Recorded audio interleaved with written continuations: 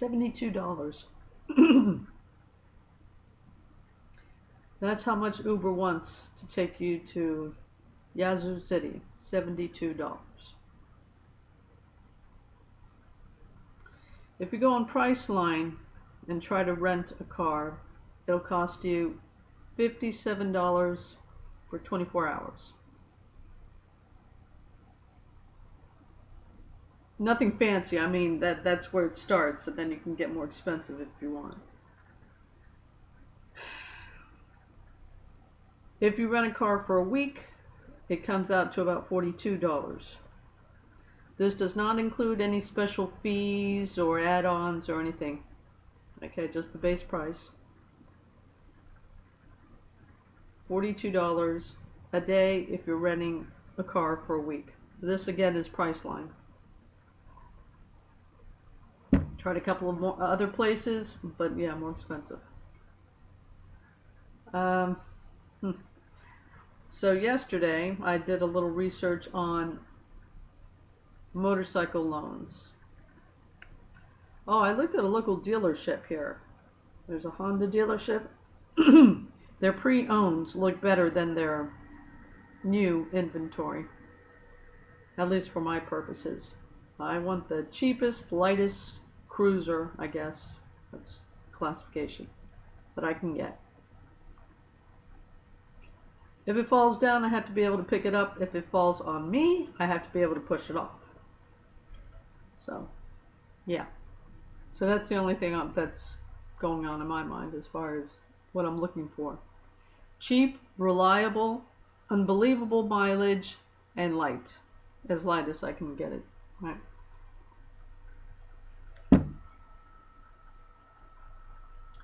So anyway, I go to my credit union's website and start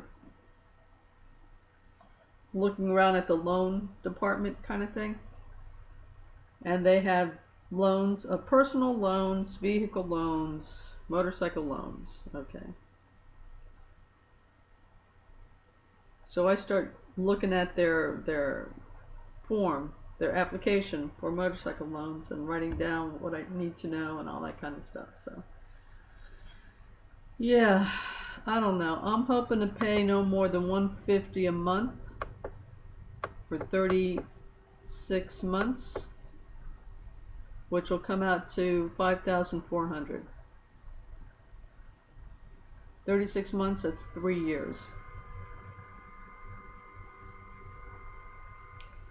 Yeah, I already found something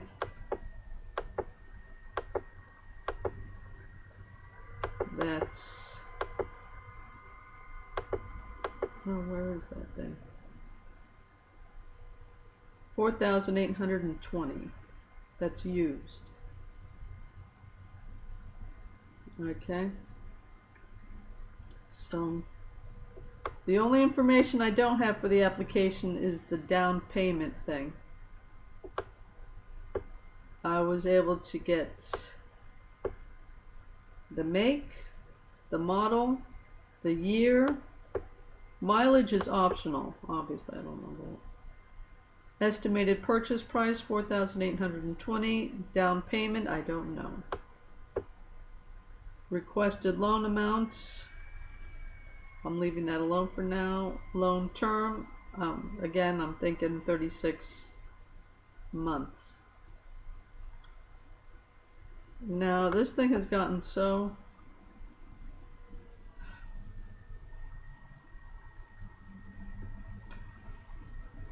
I mean, I'm thinking, okay, this is ridiculous. I'm just going to try to find some affordable housing right next to the place so I can walk to work if I have to. Yeah, but it still comes out to, I still have to go to the grocery store. If laundry becomes an, I don't see why laundry becomes an issue. I'm going to get another one of those mini apartment washer things. Basically are nothing but spinners, not so much washers. Just the same kind of thing I had before. So, but the loads are so small. I mean, if I can find something more convenient that I can like drop off and pick up kind of thing, I'll probably end up doing that. But again, transportation, right?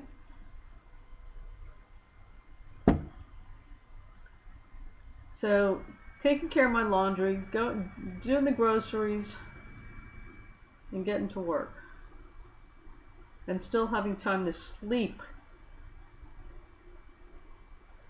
Which, if you're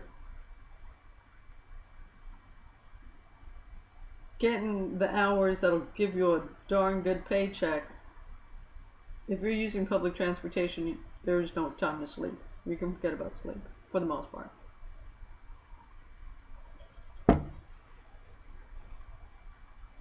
So even if I find a place right next door to the place where I'm going to work, and I can just walk there, I still have to do grocery shopping, I still have to take care of my laundry.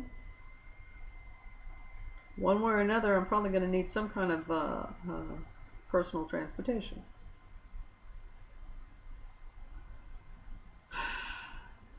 And it's true, I could, depending on the traffic conditions. This is best case scenario, right?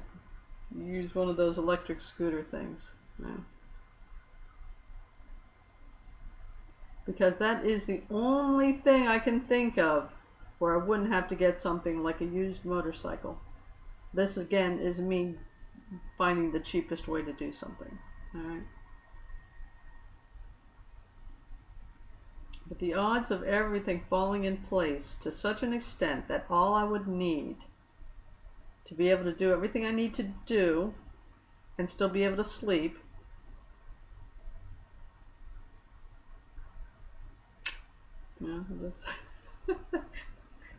the way my luck runs, I'm not holding out for that. Alright, so I probably need to keep on thinking. Okay, now right offhand, if things start happening real fast,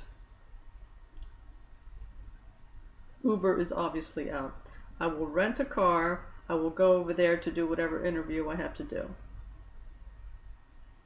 And as far as looking around for affordable housing or trying to get myself situated, I will rent a car for 7 days. From the time of hire to the time I start working, or the first 7 days where I'm working and just need to get everything situated. That probably would also, well, depending on the work schedule. If I'm working right away, no, but otherwise, retrieving my luggage from Atlanta and bringing it a little closer. Because like I've said, I've already done the 2-part exiting the country kind of thing where you have to go to retrieve your luggage from a different part of the country, and then yeah, it's obviously doable, but it's a pain. And if you can just start bringing your stuff in closer when you have the opportunity, take it, kind of thing, you know. So okay, if things start happening quickly, rent the car for a day to do the interview.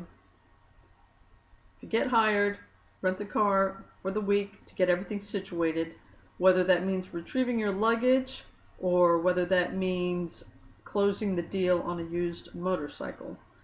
Whatever it entails, yeah, just rent the car for the week to get it all done. So that is almost etched in stone. I don't know any situation that's going to dislodge that, but you never know. So Uber is out, renting a car is in, practically etched in stone. Both the 1 day and the 1 week part of it. And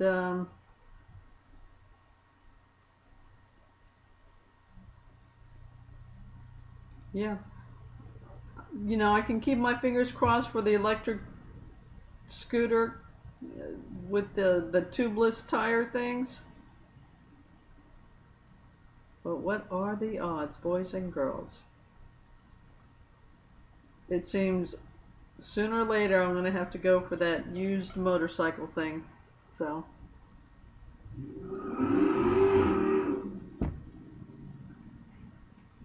sounds like that person knows what I'm talking about.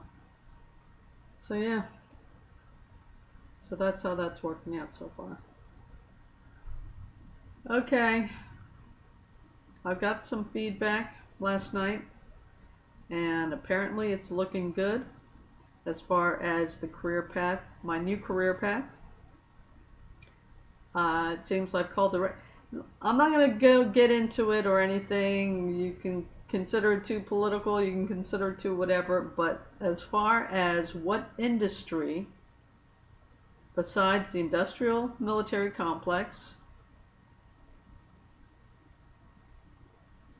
and I've already re-upped, so I already know my character is such that if I were younger, I would still consider that an option, as crazy as that is. I mean, what I do when there are no options, there is no decision to make, kind of thing. So, as things stand now, with our hollowed out economy, if you don't have the connections to get into the industrial military complex thingy, industrial complex thing, well,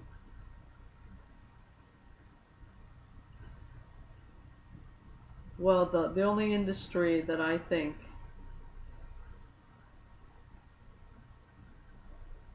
if it doesn't top it, it comes pretty close to telling with the military industrial thing as far as what this country is capable of sustaining at this given point in time under these circumstances. So I picked a very strong industry for this place and this time. And the feedback I'm getting is that my background is more than adequate to fulfill whatever candidate prerequisites they're asking for. So, and the pay is good, which is where we started to begin with, right? That was the starting point.